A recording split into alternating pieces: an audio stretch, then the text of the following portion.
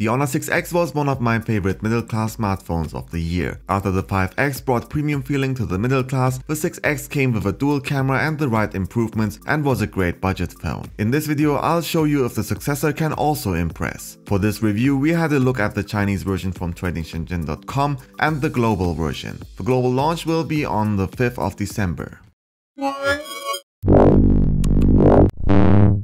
Inside the blue box is the Honor 7X, some literature, a SIM tool, a micro USB cable, a 5V 2A charger, and this time a cover made of plastic. On the front of the Honor 7X is the 5.93-inch IPS display with a Full HD Plus resolution in the 18:9 format with 407 ppi. Even though it has a bigger display, it's not significantly bigger than the 6X since it goes for much smaller bezels. Colors seem a bit pale but natural and viewing angles are okay. The display is protected by Gorilla Glass. Besides that, there's the notification LED, the front speaker, the light and proximity sensor, and the 8-megapixel front camera. For selfie fans, it's pretty good and not only comes with a good quality during daylight, but also all sorts of beauty mode settings to create the perfect selfie. The portrait mode is also available. It comes with a bit weaker but pretty clean bokeh effect. Stickers can also be used now.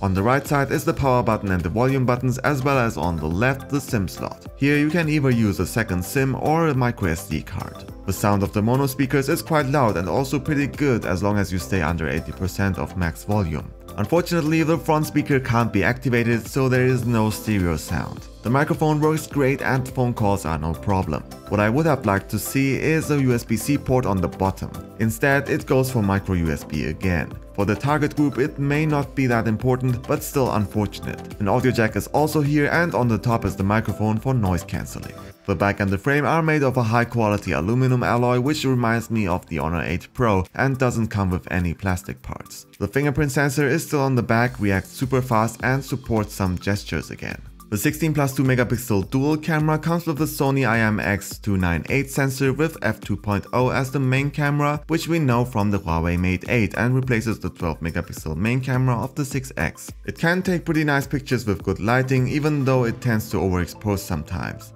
The portrait mode is also there, and with the aperture mode you can even change the focus and the aperture after taking the shots, which works quite well. For all kinds of situations, there are also various modes like food mode, light painting, ultra snapshot, pro mode, beauty mode and more. The performance in low light is quite okay and the video quality is also quite good for a middle class smartphone. Optical image stabilization is missing unfortunately.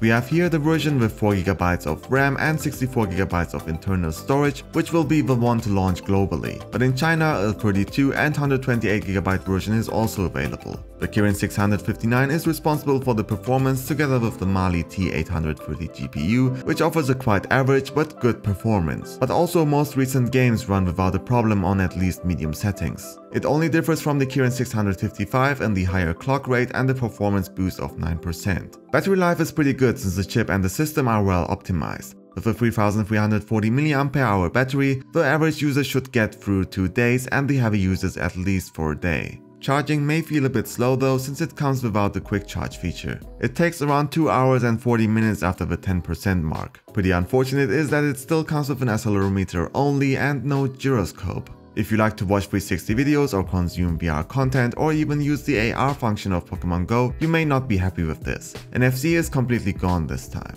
As for the system, it comes with EMUI 5.1 based on Android 7.0 and runs really good. You can imagine it as a combination of some of the best features of iOS and Android, which is pretty user-friendly. It comes with integrated extra features which often make the download of some additional apps unnecessary. It's comparable to MIUI by Xiaomi. It's unfortunate though that we will see Android 8 with EMUI 8 in the second quarter of 2018. If you order the Chinese version, it also supports various languages like German, English, French, and more. The Google Play Store can simply be downloaded through the pre-installed HiApp app shop without any risk. The Chinese version may also not have some frequencies you might need in your country. You should check that first before you order one. The Honor 7X will launch globally on the 5th of December. Through China importers like tradingshenzhen.com, you can already order it in the colors gold, blue, and black for 247 euros. If the global price should be similar, it would be definitely a good deal. The global version will only come in black and blue. Even though I expected more features from Honor, it's still a nice device and a good update to the still good Honor 6X. The more modern design, the aluminum unibody, and the better camera should be a good argument for this phone, at least if you don't need the gyro sensor, NFC, and can wait for Android 8. If you have questions about the Honor 6X, ask them in the comment section. If you like this video, I'd be happy if you'd give us a like, otherwise the dislike button is right next to it. Don't forget to subscribe so you don't miss any future content, and click on the bell if you like to get notifications for new videos. Thank you very much for watching. My name is Ümit for Mobile Geeks.